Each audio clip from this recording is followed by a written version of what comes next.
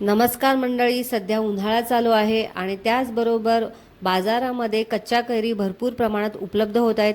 तर चला मग आज आपण कच्च्या कैरीचं सरबत कसं करायचं ते बघूया.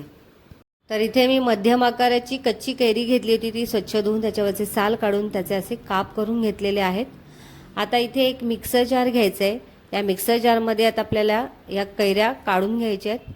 त्याचबरोबर इथे आपल्याला फ्रेश असा पुदिना घालायचा आहे आणि आता यामध्ये आपल्याला साधारण 4 ते 5 चमचे किसून घेतलेला गूळ घालायचा आहे.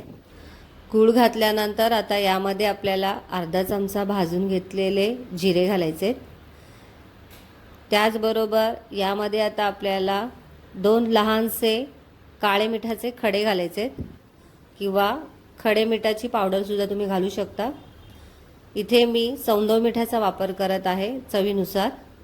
तुम्ही साधं मीठसुद्धा वापरू शकता.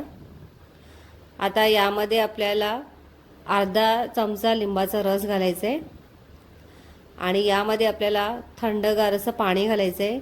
इथे मी अर्धा ग्लास थंडगार पाणी घालत आहे आणि पाणी घातल्यानंतर आता आपण ह्याला मिक्सरमधून बारीक असं फिरून घेऊया. आणि इथे तुम्ही बघू शकता आपलं कच्च्या कैरीचं छान असं सरबत तयार झालेलं आहे. आता इथे मी एक ग्लास घेतलेला आहे. या ग्लासमध्ये आपल्याला सुरुवातीला बर्फाचे खडे घालायचे आहेत आणि त्यानंतर आपण जी बनवून घेतलेली प्युरी आहे कच्च्या कैरीची ती घालायची. इथे मी 4 चमचे कच्च्या कैरीची प्युरी घातलेली आहे आणि यावरती आता आपल्याला थंडगार असं पाणी घालायचं आहे.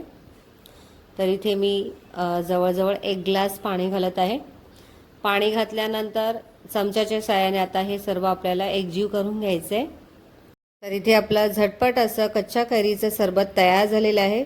चवीला अतिशय सुंदर झालेलं आहे. तुम्ही सुद्धा या उन्हाळ्यामध्ये अशा पद्धतीने हे कच्च्या कैरीचं सरबत करून बघा. रेसिपी आवडली असेल तर कमेंटद्वारे नक्की सांगा.